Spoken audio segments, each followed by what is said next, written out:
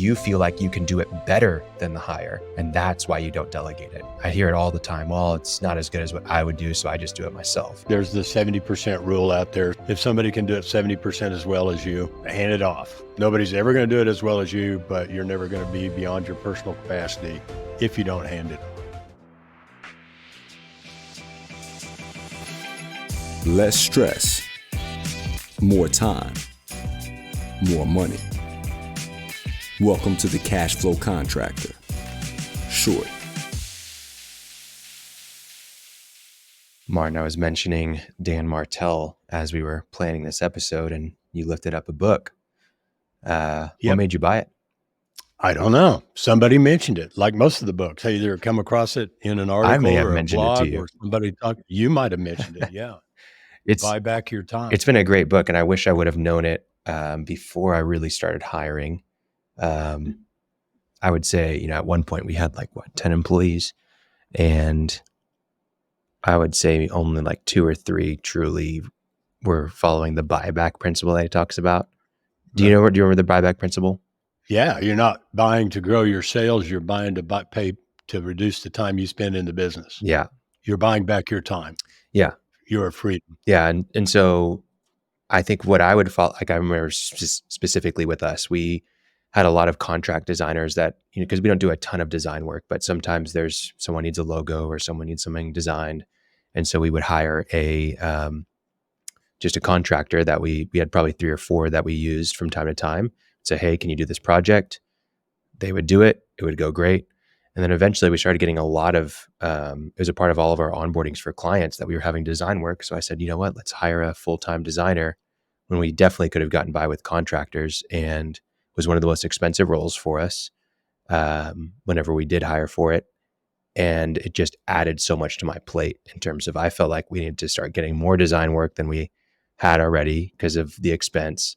And then it was more, I had to manage someone full time. It just completely changed a lot of our strategy and all this kind of stuff. And if I would have just kept maybe someone or my contractors in place and hired someone that would actually take away from the time that I was spending in the business, it would have been way more beneficial for us. So I think that's a really good thing. And, with that, I think for today's topic, I want to talk about executive assistants. I've really been on a journey of finding an executive assistant. I've worked with, this is number 3 right now that I'm on. And I think I've found a pretty good fit with Gabby. But yeah, it's been transformative for me. I think we're going to talk about in future episodes a book called 17 Reasons Why Your Company is an Investment Grade. And you were saying your company doesn't have value if you're not delegating. What did you mean by that? Yeah. Well, if you have a bunch of assets, trucks and equipment and maybe some property, it has that value. Yeah. But as a business, your company really, it's a little harsh. I'm going to just say it that way, but it doesn't have value. Yeah.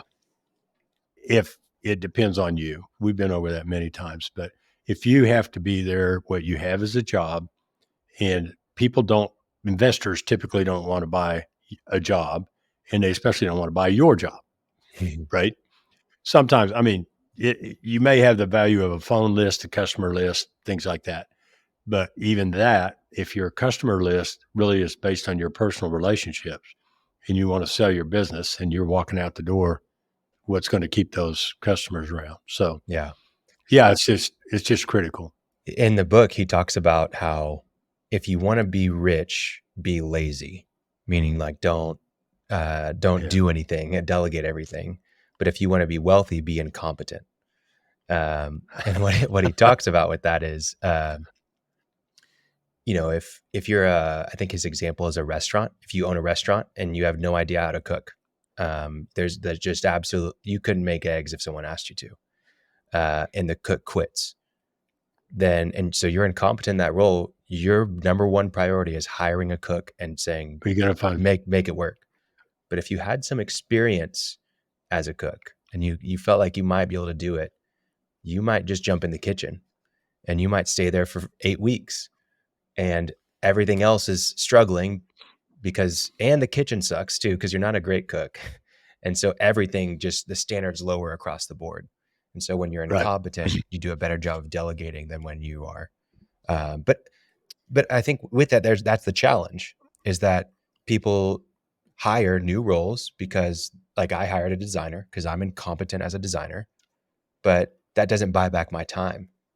And so the challenge with hiring and delegating is that it's really difficult to be incompetent because you're starting the business. And so you're doing every little thing. And if you're hiring someone to take over part of your time, then that means that you're not incompetent at that thing. And so that's the challenge, is you feel like you can do it better than the hire. And that's why you don't delegate it. I hear it all the time. Well, it's not as good as what I would do, so I just do it myself. Don't you hear that? Oh yeah. And there's the 70% rule out there, sometimes 80%, but if somebody can do it 70% as well as you, hand it off. Hand it off. Right. Nobody's ever going to do it as well as you, but you're never going to be beyond your personal capacity if you don't hand it off. Right. Well, and that's where, it's common as dirt. and that's where you get into, like, retention matters so much, because you can take that person from 70% to 90%. But if you don't retain your employees, then you're always going to be at a 70%. Hey, Cashflow Contractors, really quick, I wanted to ask Martin a question that I get asked all the time. What is business coaching? Great question. Business coaching, in my mind, is when a coach or mentor or guide comes alongside you in your journey and provides education, information, and accountability to make progress towards goals that you identify. Most of the clients I work with, our goal is to create a profitable business that can work without them and give them their lives back with less stress, more free time, and more money. I've seen what you do. You're excellent at it. In business, it can be very lonely, but you don't have to be alone. You can pay people to do things for you.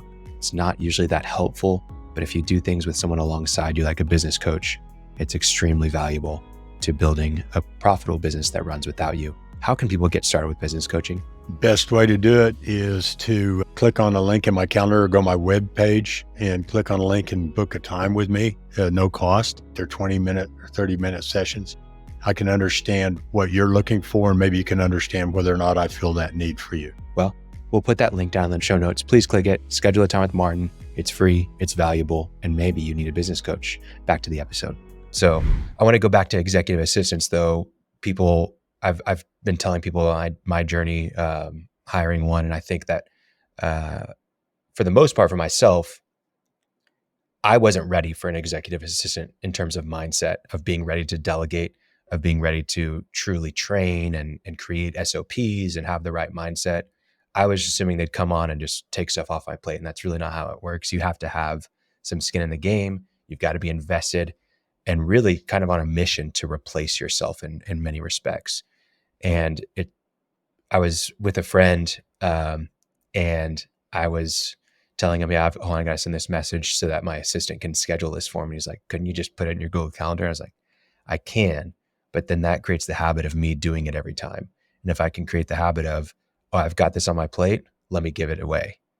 Even with the littlest things of send this email, schedule this on the calendar, remind so-and-so to do this, it really helps. And so going into it for myself, hiring executive assistant, my main priority was to be better about communication, to be better about delegating to the rest of my team, and even to my assistant. And then lastly, to be better at documentation. And then across the board, being accountable with all those things. But you mentioned, if you're not delegating, then your company doesn't have any value. If you don't have systems and you don't have documentation, then you can't delegate well. And so, you can't delegate well. Like I was talking to somebody the other day, and they want to grow their business so that it runs without them and be profitable. And they don't use any software at all. And it's possible to do it without software, but in today's day and age, it's almost impossible. And they need that software in place so that they can document things so that they can step out of the business, because everything's in their head. And if it's in their head, they can't delegate it effectively. But if it's documented somewhere where everybody can see it, then they're going to be able to actually delegate it. So anyways, those are some things that my assistant helps me with, but that's not enough to keep my assistant going all day, every day. And I have to work at handing things off. But there's infinite tasks that I have her do. Give us some examples. Infinite tasks. So there's things that like you should just always be doing.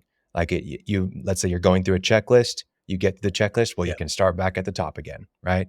And this is actually the name of the type of task. It's not the fact that we have infinite tasks. Correct. It's like if you have a task type, like it's an infinite task. You have recurring tasks that are like, hey, every Monday you do this, right?